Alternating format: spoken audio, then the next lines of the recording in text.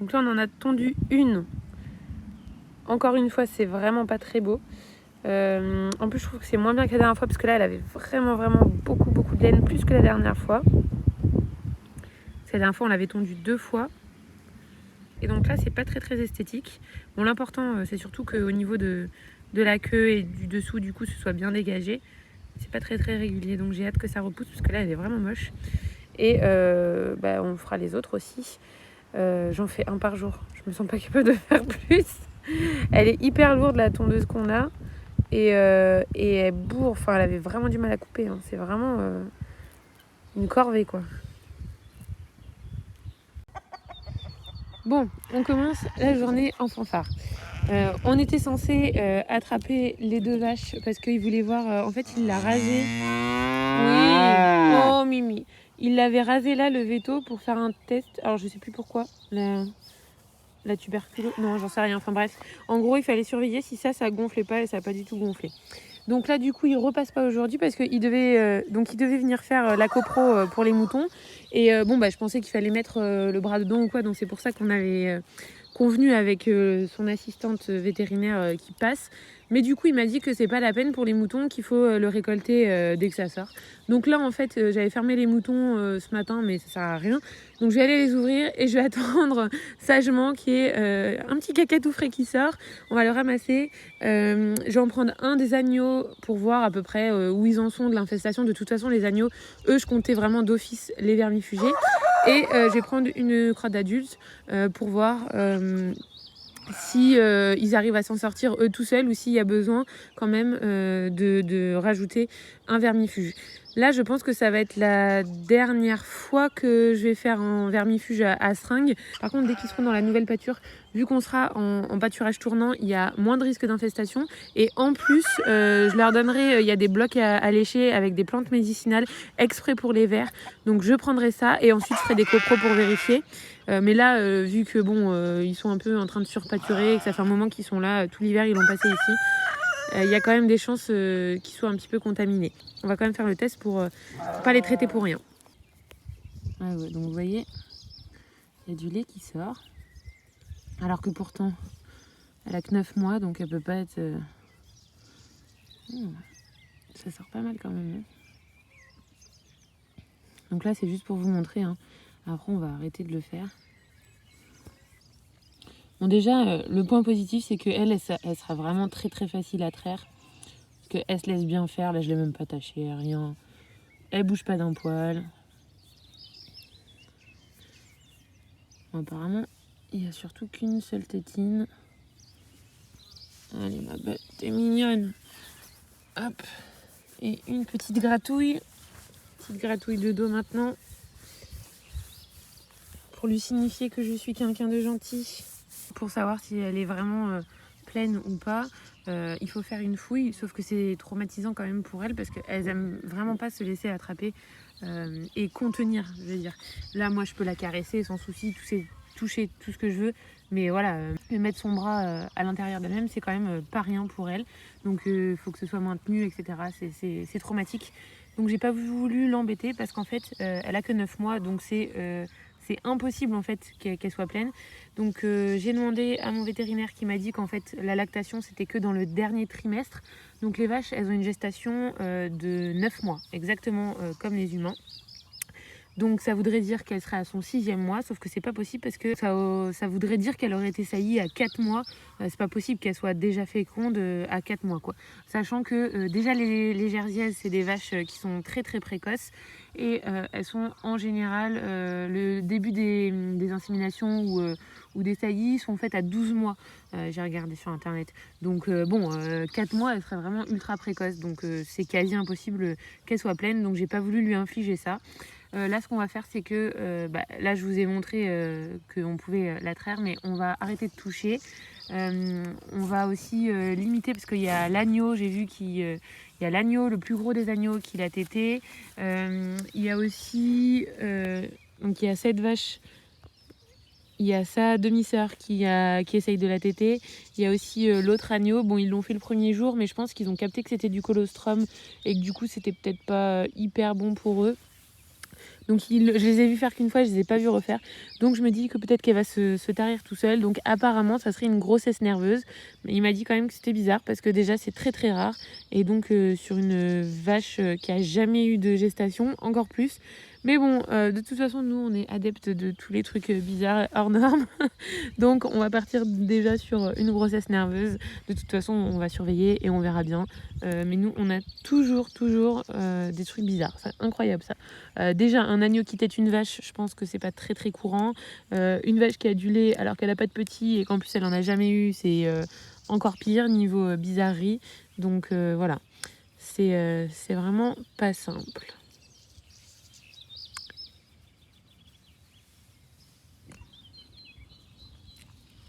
Oh petit cœur, les mouches elles t'embêtent. Il faut que je te fabrique une petite décoction d'ail. Elles sont vilaines ces moumouches. Elles sont vraiment à l'aise avec nous, mais alors vraiment le vétérinaire peuvent pas le piffrer. Alors vous êtes nombreux à me dire dans les commentaires pourquoi elle a encore son Nicole. C'était justement pour quand le vétérinaire allait venir et on doit la transférer dans la nouvelle pâture. Normalement la semaine prochaine, peut-être dans 2 semaines, parce que le mec a toujours du retard pour la clôture.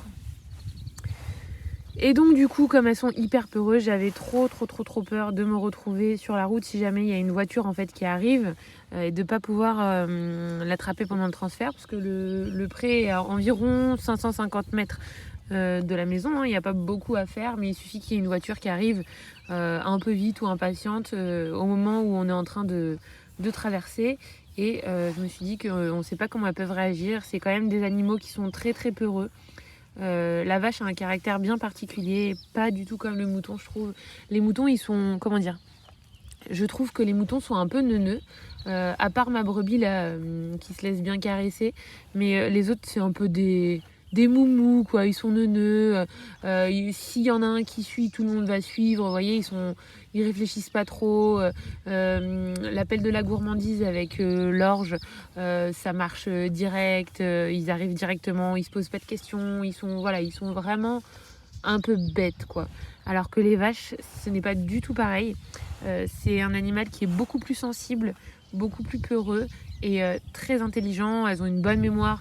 Par exemple, la brebis, je l'attrape pour la tonde, c'est un truc désagréable pour elle. Je la relâche 2 secondes après, elle revient demander une caresse quoi. Elle n'est pas du tout rancunière. Alors que les vaches, par exemple, quand le veto est venu, après, moi le midi, quand je suis rentrée du travail, je voyais qu'elles n'étaient pas pareilles quoi. Elles nous en voulaient un petit peu, elles étaient un petit peu méfiantes quoi. Moi je trouve que la différence avec les moutons elle est flagrante, donc c'est pas du tout le même comportement. Il faut prendre beaucoup plus son temps pour les amadouer, ça n'a rien à voir quoi. Je vous mettrai dans la barre d'infos le lien de vidéos que sur le Discord on m'a filé, qui sont vraiment super intéressantes. C'est une nana qui est comportementaliste, surtout sur les bovins. Je crois qu'elle a aussi des ovins, mais elle fait des vidéos sur les ovins. Et ces vidéos, j'ai trouvé qu'elles étaient vraiment très bien faites. Sur vraiment, en fait, elle essaie d'expliquer un petit peu comment fonctionnent les bovins. Et ça m'a permis de comprendre certaines réactions en fait. Alors il y avait des choses que je faisais déjà instinctivement, d'aller doucement, de les caresser, de les habituer à moi dans un contexte positif avant de directement aller les voir juste quand il y a quelque chose à faire, un soin ou quoi.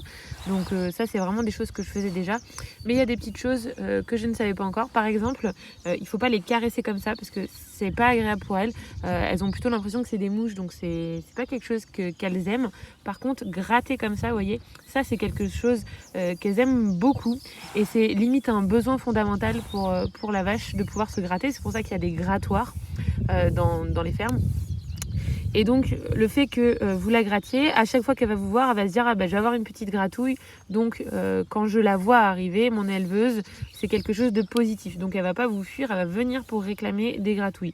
Et c'est vrai que moi depuis le début, je les gratouille. Donc dès qu'elles me voient, elles vont venir avec moi. Elles me craignent pas du tout. Là vous voyez que je peux faire ce que je veux. Imaginons qu'elle a un problème à l'œil, je peux gratter son œil, il n'y a pas de souci. Elle est vraiment, elle se laisse vraiment faire. Elle a confiance parce que j'ai pris l'habitude en fait de la gratouiller un peu partout. Deuxième chose aussi que je ne savais pas et que j'ai appris par les vidéos de cette femme, c'est que la vision d'une vache n'est pas du tout comme notre vision. En fait, elle ne voit pas derrière, donc elle déteste quand on est dans ses angles morts. Donc, il faut toujours être d'abord dans son angle de vision et se déplacer doucement dans son angle mort. Donc moi, en général, quand je me déplace, je la touche comme ça, je la gratte et je vais dans son angle mort en la grattant. Comme ça, elle sait toujours où je suis et elle voit qu'il n'y a pas d'entourloupe, quoi. Et en plus, vraiment quelque chose que je ne savais pas, c'est que quand elles sont stressées, il y a, alors je sais plus comment elle appelait ça, une dilatation, je crois, de la corne. Enfin bref, il y a quelque chose qui se passe au niveau de l'œil dans les moments de stress. Et en fait, dans les moments de stress, elle ne voit pas devant. En fait, dans la ligne devant, là, entre ses yeux, elle ne voit plus. Donc c'est pour ça que quand elles sont stressées, faut pas se mettre vraiment devant la vache parce qu'elles sont tentées de charger parce qu'elles voient pas ce qui se passe et donc ça les panique. Donc leur geste de défense, c'est de charger tout droit. Voilà. Qu'est-ce que j'ai appris d'autre avec ces vidéos? Enfin, vous irez voir, parce que c'était une conférence, je crois, de plus d'1h30. Mais globalement, ce qui était intéressant, c'était ça. C'était aussi au niveau des couleurs. Alors, c'est pas vrai, apparemment, que quand on est habillé en rouge, ça les énerve. Vous savez, les trucs, là, dans les corridas, etc. Ça, c'est pas vrai. Par contre, ça les éblouit. Les couleurs type du blanc, des couleurs très réfléchissantes comme ça, elles aiment pas trop. Et donc si vous venez par exemple avec un t-shirt rayé ou avec la cote, vous savez la cote agricole avec la fermeture bien blanche au milieu, ça apparemment ça les stresse parce que elles n'arrivent pas à comprendre l'information, quoi. Donc des petits détails comme ça, qu'en gros il vaut mieux venir avec des habits tout unis. Voilà. Je vous en dis pas plus, je vous laisse regarder toutes ces vidéos, elles sont vraiment super. Vraiment super bien expliqué et bon, même s'il y a certaines choses qui sont instinctives, il y en a d'autres, c'est bien utile, quoi. Petit cœur, petit cœur. Est-ce que tu me laisses regarder? Non. Si? Oui. Oh. Bisous? Tu fais bisous sur la truffe? Hein? Bisous? Ah, c'est dommage que je n'ai pas filmé ça. Lali, elle vient de... Loline, elle vient de faire quelque chose. Mais non, mais tu pouvais pas enlever ta tête. Là où elle a couronné. T'es jolie quand même. Mais non, ma Lali, qu'est-ce qu'on va faire de toi? Oh, t'as fait vraiment une mauvaise blague. En plus, elle dit rien. T'as vraiment pas de chance aujourd'hui. C'est pas... Alors, caca récolté. Donc j'en ai pris un de l'agneau. Donc là, j'en ai pris un d'un agneau de 5 semaines, jamais traité. On va normalement à 5 semaines, il doit avoir la vermifuge. Et ça, c'est celui d'une brebis qui n'a pas été traitée depuis l'automne. Nous revoilà dans la forêt. Alors là, maintenant, il faut que je vous explique, parce que je voulais rien comprendre. Là, on n'est pas du tout sur la parcelle où il y a les pâtures qu'on a achetées. Non, ça, on est sur la forêt. Oh, c'est quoi ce truc, hein? Waouh.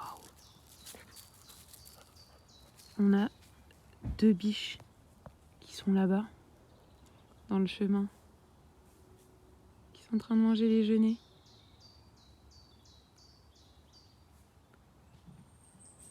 Abdel, fait pas de bruit, il y a 3 biches. Nana, assis. Pas bouger. Pas bouger. Elle les a pas vues. Si elle les voit, elle va leur... Non, ah, trop tard, ils sont partis, mince. Donc aujourd'hui, on a 2 missions principales. La première, je dois faire mes piquets tuteurs pour tomates. Et peut-être aussi pour les haricots, je sais pas. Donc il faut qu'on récupère pas mal de bois. Je vais prendre des piquets de châtaignier parce qu'en fait, sur les... Je vais vous montrer directement quand on y sera. Bon, ça y est, là, elle les a sentis.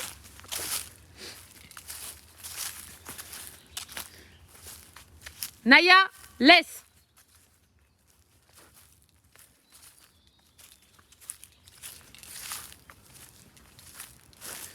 Donc là, je vais aller marquer les arbres. Donc je fais couper encore un petit peu de châtaignier. Ils vont me laisser 30 stères pour bois de chauffage. Le reste, j'en vends un tout petit peu. C'est vraiment juste pour éclaircir. Et pour... alors, je sais plus exactement comment on appelle. Ouais. Et là, c'est une taille de régénération que ça s'appelle. Donc voilà, ça, c'est une forêt qui a été coupée en 2020. Donc j'avais déjà fait quelques petites sélections d'arbres d'intérêt.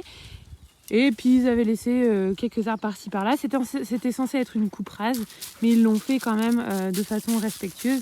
Donc vous voyez qu'il reste quand même beaucoup d'arbres. Et donc il y a beaucoup d'herbes et de nouvelles pousses qui va pousser au sol. Et ça c'est parfait pour tout ce qui est chevreuil et cerf. Là c'est pour ça d'ailleurs qu'on en a vu. Hein. Ils sont en permanence ici en train de gratouiller. Enfin, d'ailleurs, là il y a des traces par terre. Donc là du coup, on va en revenir à mes tuteurs de tomates. Ça, donc ça a été coupé il y a 2 ans et demi. Et vous voyez que tous les châtaigniers, c'est ce que je vous expliquais dans d'autres vidéos, ils repartent du pied. C'est pour ça qu'on appelle ça un taillis. Un taillis de châtaignier, c'est que vous le récoltez tous les 20 ans, 30 ans, et ça repousse du pied. Donc là, moi, ça avait été un petit peu abandonné par ma mère parce que ça ne l'intéressait pas du tout. Donc ils étaient vraiment plus que mûrs. Donc là, moi, je l'ai fait. Et vous voyez que déjà, ça repousse. En 2 ans, vous voyez les diamètres que ça fait. En plus, dans ma dernière vidéo, je vous avais dit que ça faisait à peu près 2-3 mètres. Et en fait, ça fait plus, hein, parce que regardez, moi, alors, je fais 1m80 et j'arrive ici. Et il y a tout ça qui dépasse en 2 ans. Alors, ça pousse pas toujours aussi vite, mais l'été qu'on a eu a été exceptionnel l'année dernière. Alors, il était vraiment nul pour les cultures, mais par contre, pour tout ce qui est forêt, etc., comme il a beaucoup plu, ça a énormément poussé tous les arbres fruitiers. Ils ont bien profité. Donc, voilà. Donc là, on va faire de la coupe intelligente pour mes tuteurs à tomates.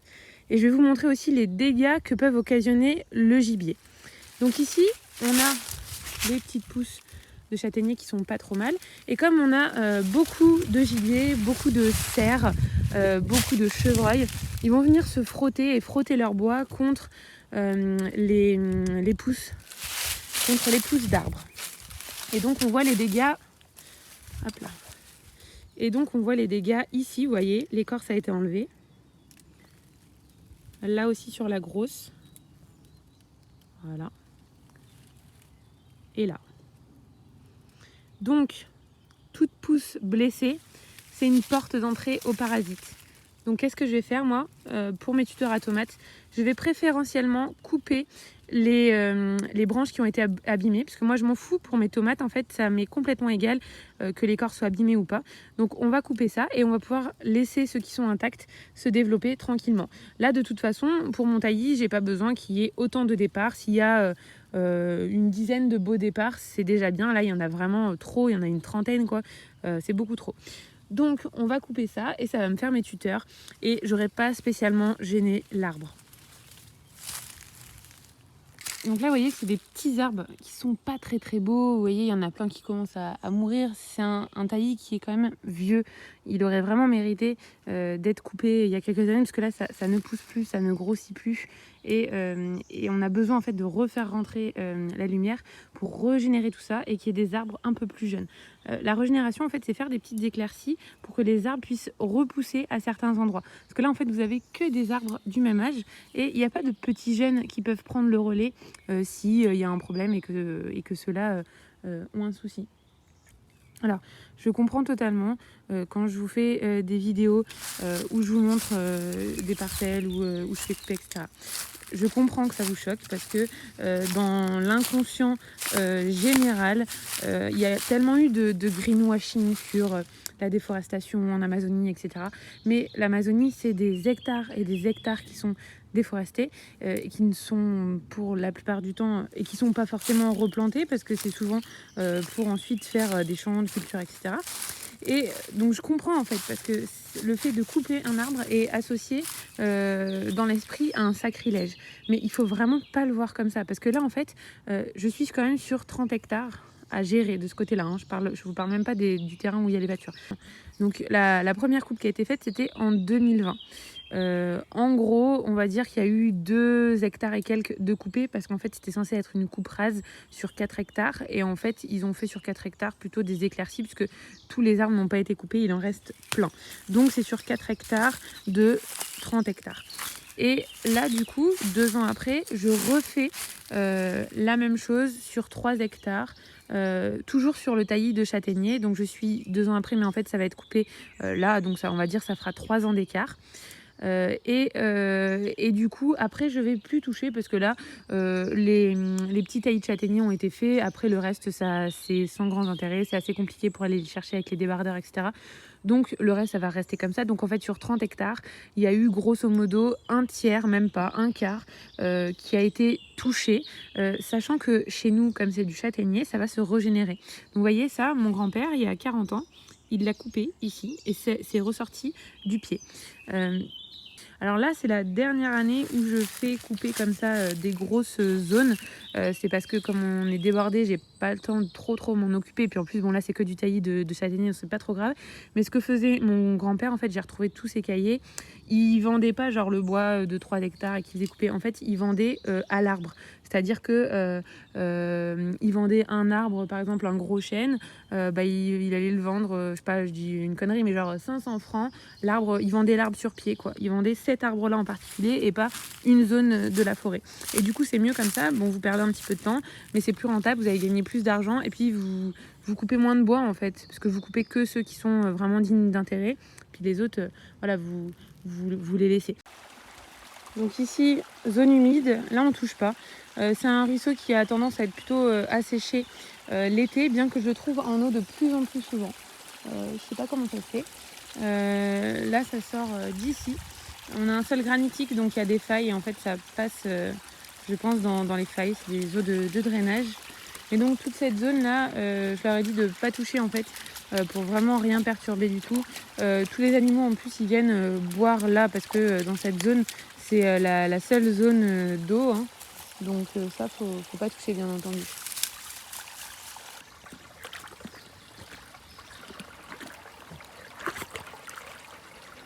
Alors pour ceux que ça intéresse, après on la lave pas parce qu'elle a un poil auto-nettoyant, vu que c'est un chien d'eau. Elle a le poil un peu imperméable. Donc en fait, dès qu'elle va être au soleil, elle va sécher. Elle va sécher et tout va tomber en fait. Toute la poussière va tomber toute seule.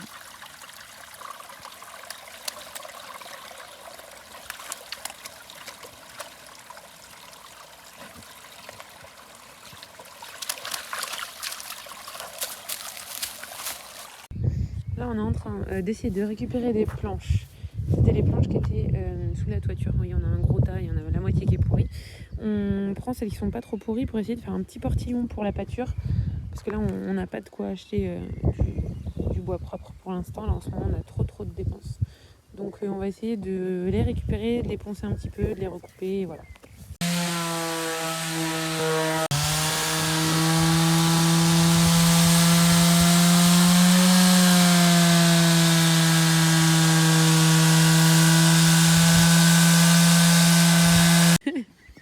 Donc là, on a le premier. C'est quoi? C'est un vantaux qu'on dit?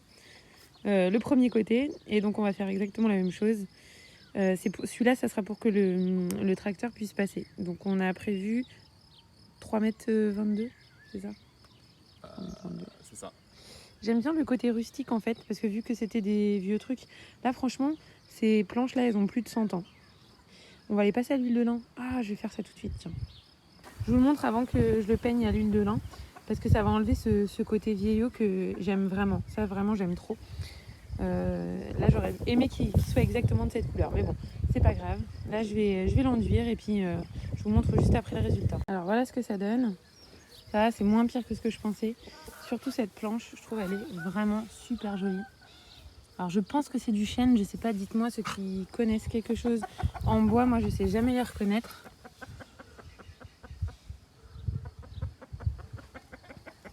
Donc forcément ça le fonce hein, quand on passe l'huile de lin, mais ça va quand même le protéger. Et en plus ça c'est du bois qui est très sec, donc il en pompe beaucoup. Hein. Là déjà rien que pour la face de devant j'ai utilisé plus d'1 litre d'huile de lin, c'est énorme. Hein. Et encore il y a certains endroits où, bon là j'ai déjà passé au moins 3 couches, mais vous voyez que là ça en demande encore. Hein. Il y a des endroits qui pompent sévère.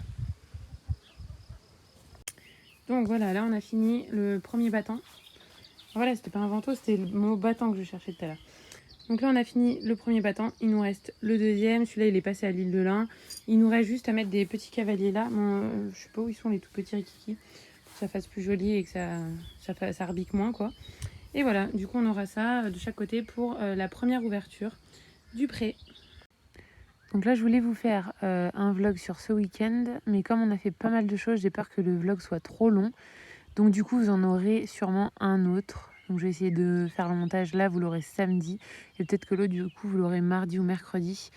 Parce que là, demain je vais essayer de rusher un petit peu au niveau du potager, parce que on a pris un retard monstre.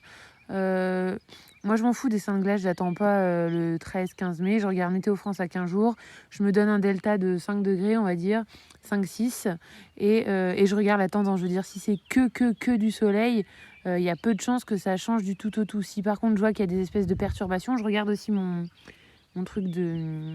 mince, comment on appelle ça, mon pluviomètre là, vous savez c'est le baromètre à eau. Quand il est très haut, c'est que c'est très perturbé et ça veut dire que potentiellement ça peut changer. Là, bon, il est stable. Donc moi, je plante tout là. Pour moi, c'est bon.